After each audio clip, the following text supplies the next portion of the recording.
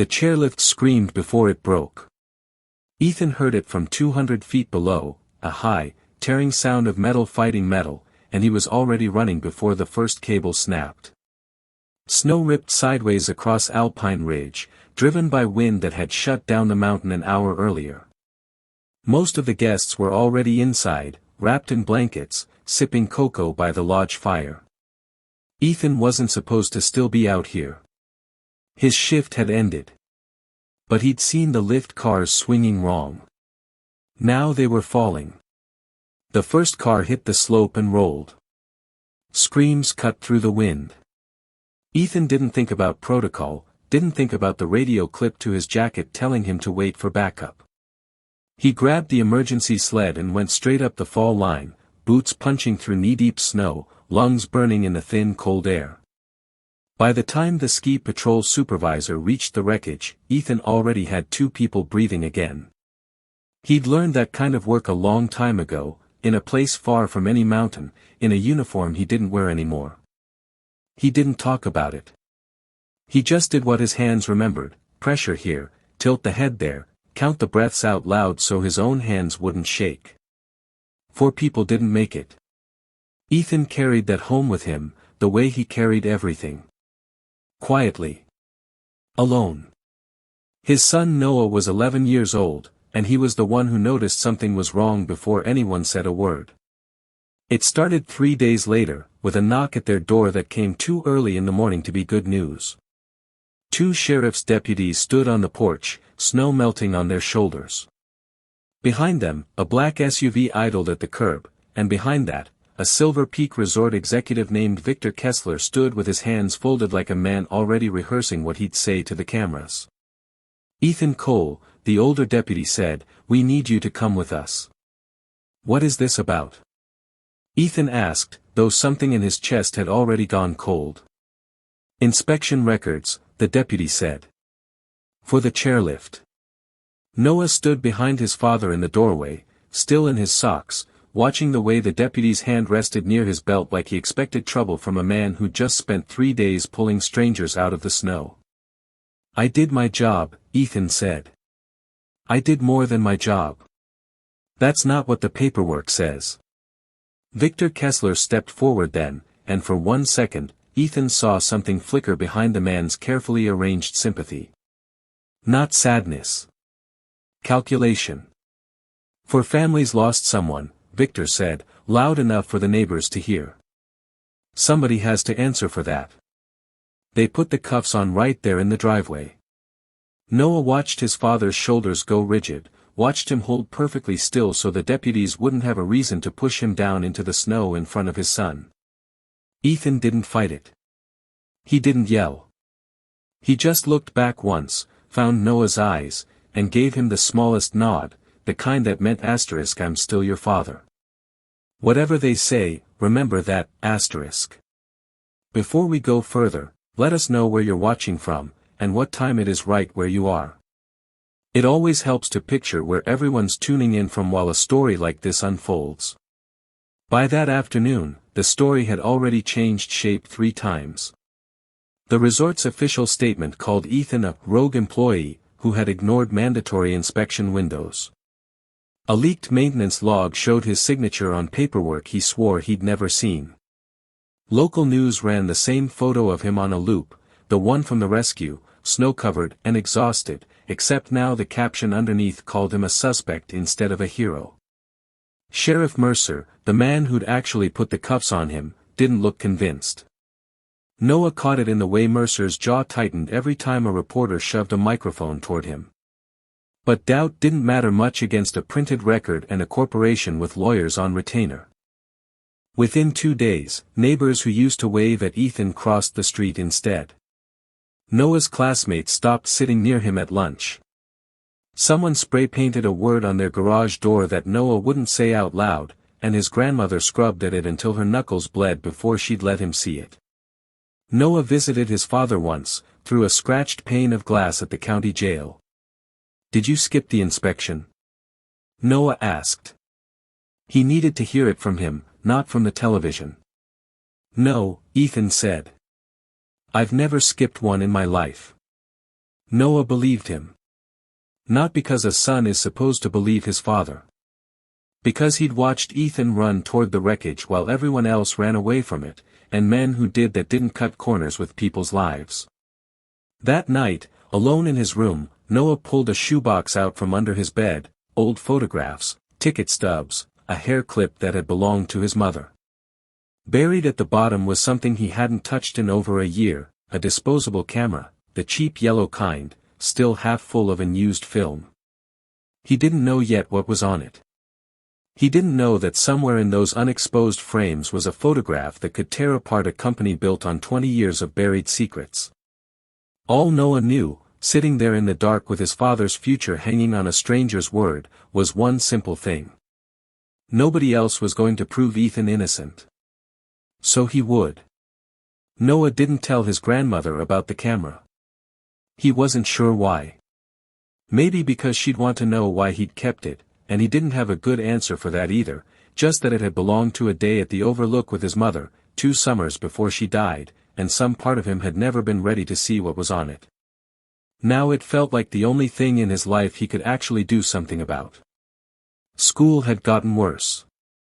Someone had taped a newspaper clipping to his locker, the word "killer" circled in red marker under his father's photo.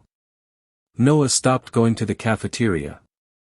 He ate lunch in the library instead, alone, until a girl named Grace Whitfield sat down across from him without asking. "You're Ethan Cole's kid," she said.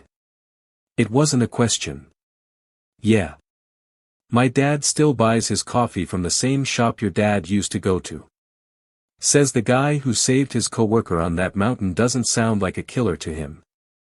She shrugged. "Just thought you should hear that from somebody." Noah didn't know what to say to that, so he just nodded. But it was the first kind thing anyone outside his family had said to him in 8 days. He told her about the camera almost without meaning to. Grace's eyes lit up in a way that surprised him.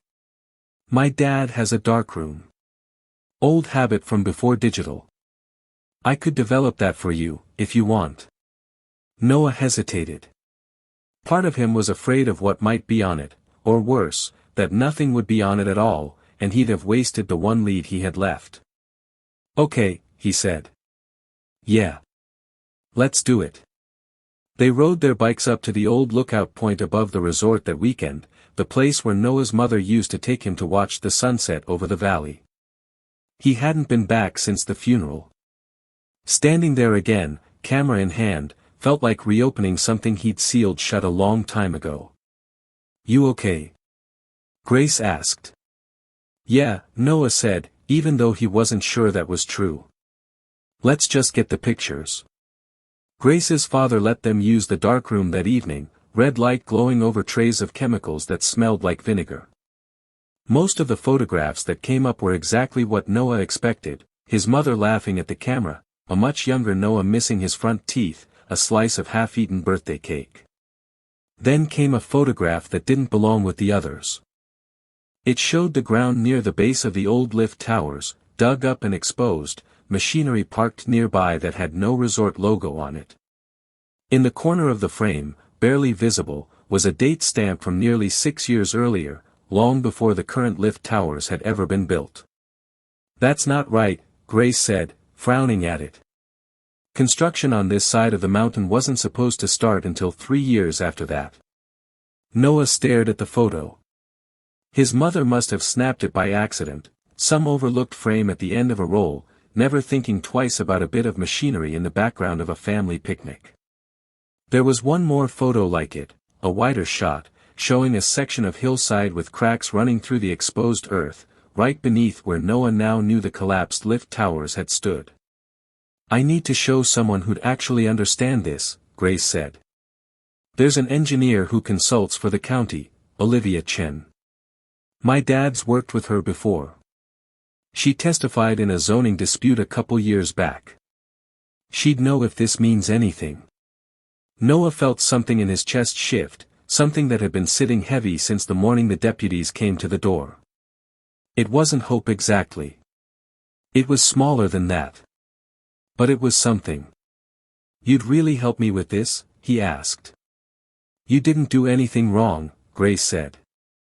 Neither did your dad, from what I can tell. Somebody should actually look. They met Olivia Chin 2 days later, in a cramped office lined with rolled blueprints and old survey maps. She studied the photographs for a long time without saying anything, adjusting her glasses, holding one up to the light. Where did you get these? She finally asked. My mom's old camera, Noah said. She didn't even know she took them. Olivia set the photo down carefully, like it might tear. This ground was excavated years before the resort ever filed permits for lift construction. If this is real, somebody was working on this mountain a long time before anyone official knew about it. She looked up at Noah, something sharpening behind her eyes. And if the ground was already unstable back then, and nobody accounted for it in the engineering reports. She didn't finish the sentence. She didn't have to. This isn't just about your father's maintenance record anymore, Olivia said quietly. This might go back a lot further than anyone's told you. Olivia asked for 2 days before she'd say anything more. Noah spent them barely sleeping, replaying her words every time he closed his eyes. This might go back a lot further than anyone's told you. When she called Grace's house and asked them both to come in, her office looked different. Papers were spread across every surface, engineering reports pulled from archive boxes, red pen marks circling dates. I pulled the original inspection filings for the lift towers, Olivia said. The ones filed with the county 18 months ago. She slid a folder across the desk. Compare the load calculations here to the ones from the resort's internal file your father would have used on the job. Noah didn't understand the numbers, but he understood Olivia's face. They don't match, Grace said, reading over his shoulder. They don't match, Olivia confirmed. The internal numbers show a wider safety margin than what was actually filed with the county. Somebody adjusted the paperwork after the fact. And this, she tapped a maintenance schedule, this recommends structural reinforcement should have happened 2 years ago. It never did. So it wasn't my dad's fault, Noah said. It wasn't quite a question. Your father's signature is on inspection logs claiming he checked things that line up with the doctored numbers, not the real ones, Olivia said carefully. If those logs were altered after the accident, somebody wanted it to look like his mistake instead of a mistake made years before he ever worked there. Grace's father, listening from the doorway, folded his arms. That's a serious accusation, Olivia. I know exactly how serious it is, she said. That's why I'm not saying it to a reporter. I'm saying it to you. They agreed to keep it quiet for now. Olivia would need more time to trace who had filed the altered reports, and rushing it out would only give Silver Peak Resort time to bury it deeper. That plan lasted 4 days. On the 5th day, Grace came to school with her eyes red-rimmed, refusing to talk about it until lunch, when she finally told Noah someone had broken into her house overnight. Nothing valuable had been taken. Just her father's filing cabinet, forced open, the folder with copies of Olivia's notes gone. They knew exactly what to look for, Grace said, voice shaking. That's not a random break-in. That same afternoon, Olivia was suspended from her consulting contract with the county, cited for unauthorized review of confidential resort records. Noah understood, watching her explain it over the phone to Grace's father, that the suspension had nothing to do with paperwork and everything to do with silencing her before she could say anything publicly. Then came the note. It was tucked into Noah's backpack sometime during gym class, no name attached, block letters printed instead of handwritten, stop digging. Some things aren't yours to find. Noah didn't show it to his grandmother. He showed it to Grace. Somebody's scared, she said, reading it twice. People don't send notes like this over nothing. 2 days later, Ethan came home. The charges hadn't been dropped, but his lawyer had gotten him released while awaiting trial, citing insufficient grounds to hold him. Noah heard the front door and ran before his grandmother could stop him, and for a moment neither of them said anything at all. Ethan just held his son in the doorway, snow still on his shoulders, like he was making sure Noah was actually real. I know you didn't skip anything, Noah finally said, pulling back enough to look at him. I have proof it wasn't you. Ethan's face changed, surprise, then something more guarded. Noah. What did you do? Noah told him everything. The camera. Grace. Olivia. The break-in. The note stuffed in his backpack. Ethan listened without interrupting, and by the time Noah finished, his father's jaw had gone tight in a way Noah recognized from the day of the arrest. You should have told me before you got this deep into it, Ethan said. People who break into houses and leave threats aren't people you go up against on your own. I wasn't going to just sit there, Noah said. Everybody already decided you were guilty. Somebody had to actually look. Ethan was quiet for a long moment. Then he pulled Noah in again, tighter this time. Okay, he said. Then we look together. But you don't do this alone anymore. Not after what happened to Grace's house. Over the next several days, Ethan pored over Olivia's notes with an intensity Noah hadn't seen in him since before the accident, cross-referencing dates, asking questions about maintenance schedules that only someone who'd worked the mountain for years would know to ask. It was Ethan who noticed something the others had missed. A supply requisition, buried in an old maintenance file, for tunnel support equipment, dated years before any official record of tunnel work on Silver Peak land. There's nothing on the county maps about tunnels under this mountain, Ethan said, staring at the requisition form. Nothing legal, anyway. Olivia, when they brought it to her the next morning, went very still. If there are unlisted tunnels running under those lift towers, she said slowly, that could explain the ground instability in your mother's photographs a lot better than anything in the official reports. Grace looked between them. You think something's actually down there? Under the mountain? Nobody answered right away. But Noah understood, from the look on his father's face, that whatever they might find beneath Alpine Ridge was going to be a lot bigger than a single maintenance mistake. They found the tunnel entrance 2 days later, hidden behind a rusted maintenance shed on the resort's eastern boundary, half buried under drifted snow and years of neglect. Ethan recognized the old service door from his early years working the mountain, back when it had been used for nothing more than storing snowmaking equipment. The padlock had been cut recently. Not rusted through. Cut. Somebody's been down here, Ethan said, examining the shears marks.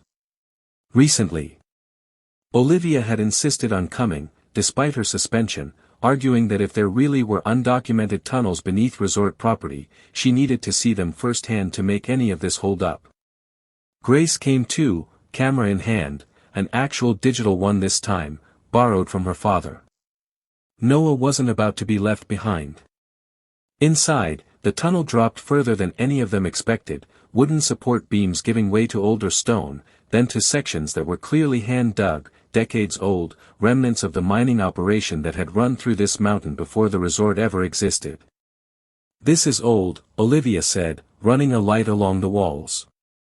Older than the resort's official history says anything should be down here. Then the tunnel opened into a wider chamber, and Ethan's flashlight caught fresh excavation marks along one wall, recent enough that loose dirt still crumbled at the edges. This isn't old, Ethan said quietly. This is new. Olivia crouched, examining support beams that had clearly been reinforced within the last few years, not decades. Somebody's been expanding this. Recently. Without permits, without proper engineering oversight. She looked up, and for the first time since Noah had met her, she looked afraid. If they were digging under active lift infrastructure without accounting for it in the load calculations. That's what destabilized the ground, Noah finished. That's what caused the collapse. And somebody at the top knew, Ethan said. Somebody chose to patch the surface instead of fixing what was underneath.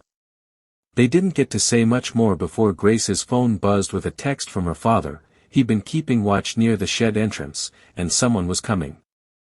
They made it out through a side passage Ethan remembered from years back, emerging a quarter-mile from where they'd gone in, cold and breathless in the snow. 2 days later, Sheriff Mercer showed up at their door, alone, no cruiser, no deputies. He stood on the porch a long moment before speaking. "I've been going through the evidence room," Mercer said. "Some of the original inspection logs from the accident are missing. Not filed wrong. Missing. And 2 witness statements from resort employees have changed since the initial reports, cleaner now, more convenient." "Convenient for who?" Ethan asked. "For Victor Kessler," Mercer said. "I've had my doubts since the day I put the cuffs on you, Ethan. You didn't act like a guilty man. You acted like someone who wanted to see the actual investigation done right." He exhaled. "Somebody's cleaning house before this goes to trial. I don't know how deep it goes yet. But it's deeper than one broken lift." That same week, one of the resort's maintenance workers, a man named Dale Pruitt who'd worked alongside Ethan for years, quietly reached out to Grace's father. He didn't want his name used yet.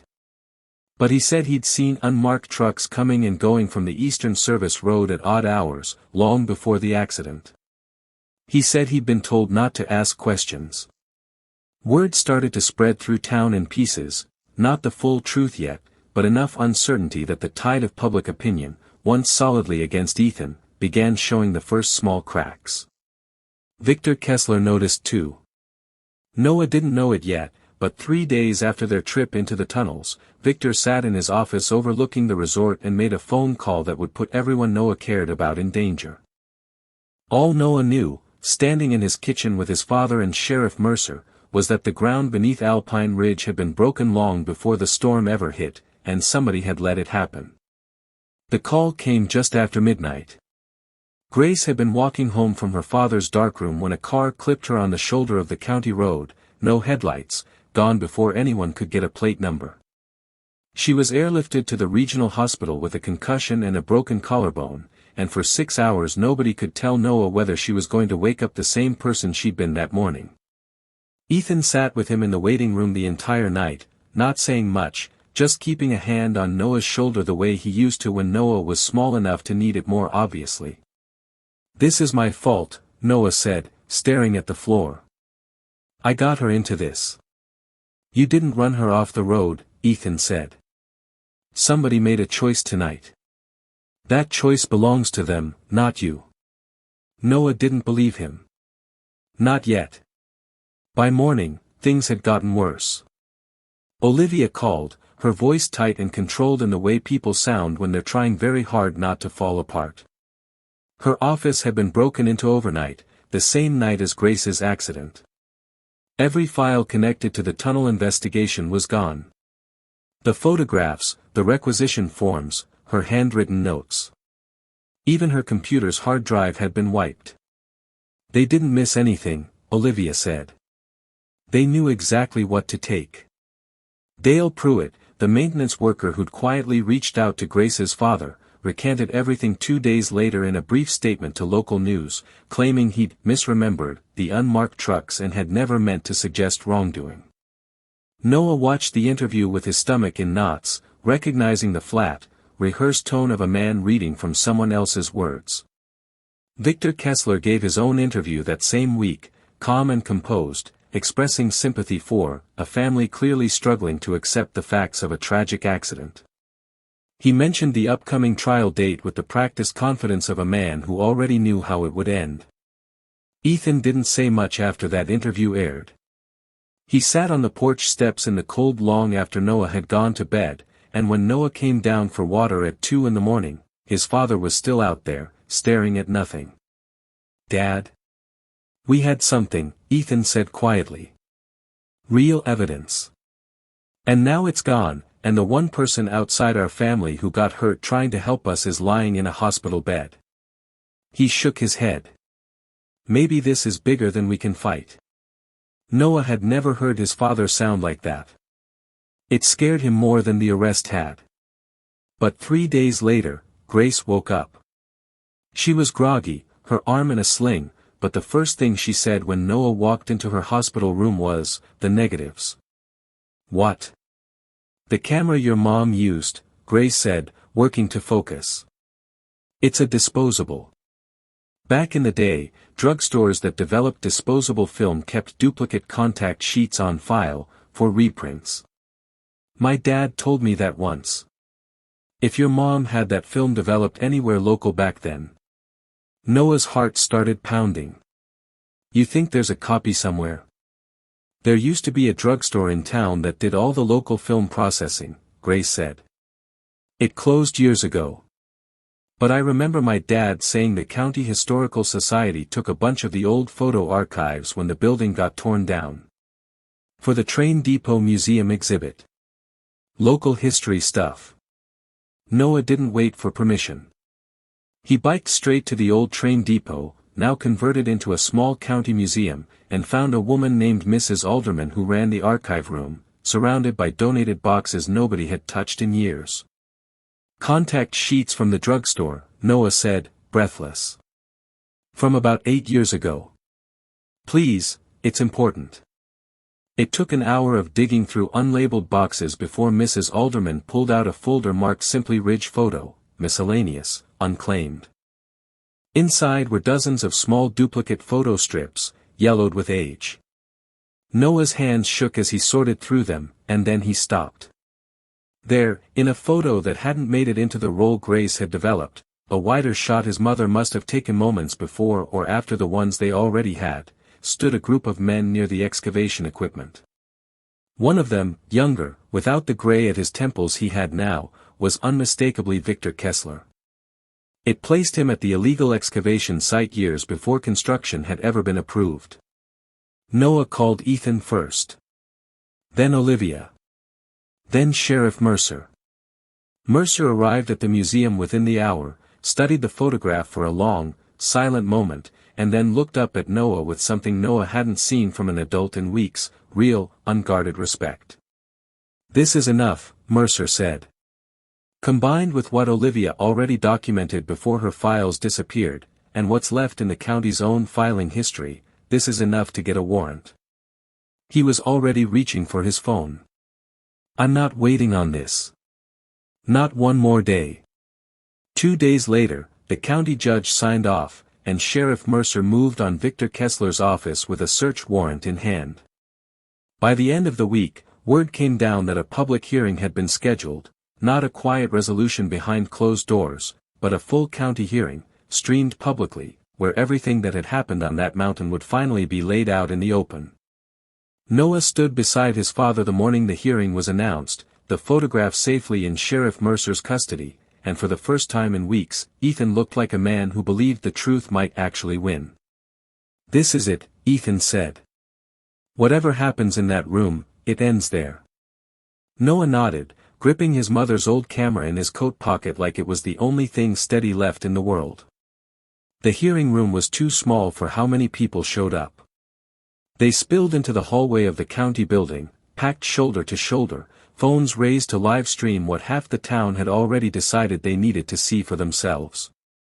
Noah sat in the front row between his grandmother and his father, Grace beside them in a sling, Olivia a row back with a fresh folder of documents she'd rebuilt from memory and backup files the thieves hadn't known existed. Victor Kessler sat across the aisle in a gray suit, composed as ever, his lawyer whispering something in his ear. Olivia went first. She walked the county board through the discrepancy between the internal safety margins and the filed inspection reports, laying photographs of both side by side on the projector screen. These numbers were altered after the fact, she said. Not estimated differently. Altered.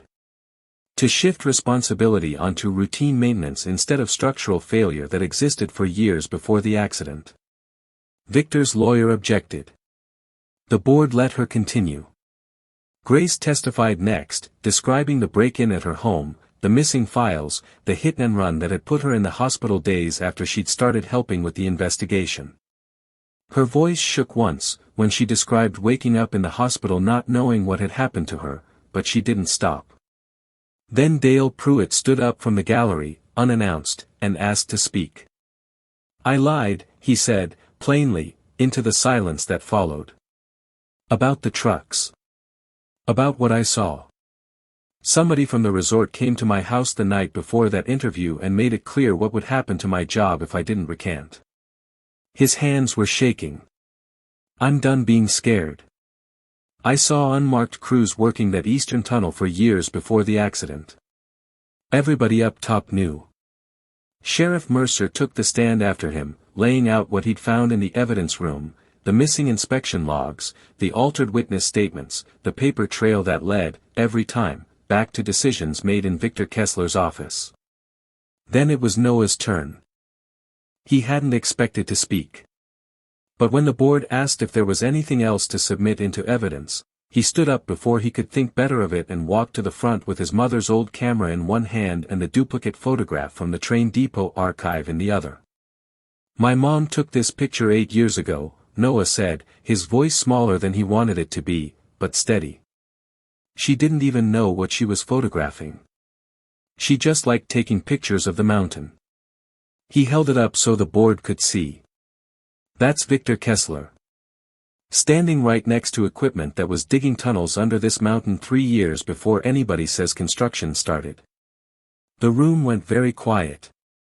Victor's lawyer stood to object, but Victor put a hand on his arm and didn't let him finish. He'd seen the photograph clearly enough to know what it meant. His plausible deniability, the thing that had protected him through every altered log and every recanted statement, had just been sitting in a cardboard box in a train depot for 8 years, waiting for a boy with his mother's camera to find it.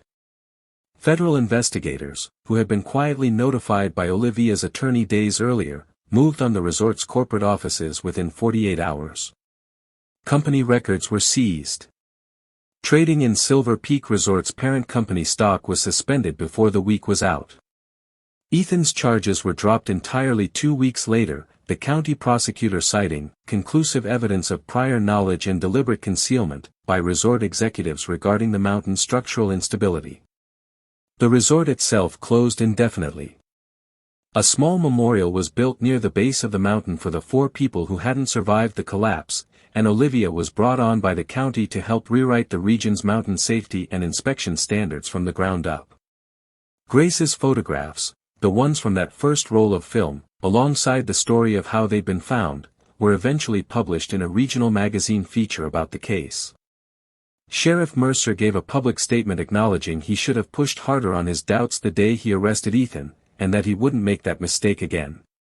Ethan didn't go back to resort work. He took a quieter job helping maintain trails for the county, spent his weekends fixing up the old fence line behind their house, content in a way Noah hadn't seen from him in a long time. Months later, Noah entered a youth photography contest, using Grace's father's darkroom to develop the role himself this time. His winning photograph wasn't of the mountain, or the hearing, or anything dramatic at all. It was a quiet shot of his father crouched by the fence, tools in hand, morning light catching the frost on the grass. He didn't title it Justice or Vindication. He titled it Home. That spring, father and son hiked back up to the old overlook where the camera had first been found, the valley spread out below them, the broken mountain finally at peace. "You never doubted me," Ethan said. "Not once." "Why?" Noah thought about it for a long moment, watching the wind move through the trees below. "Because I already knew who you were," he said. "Everybody else just needed proof."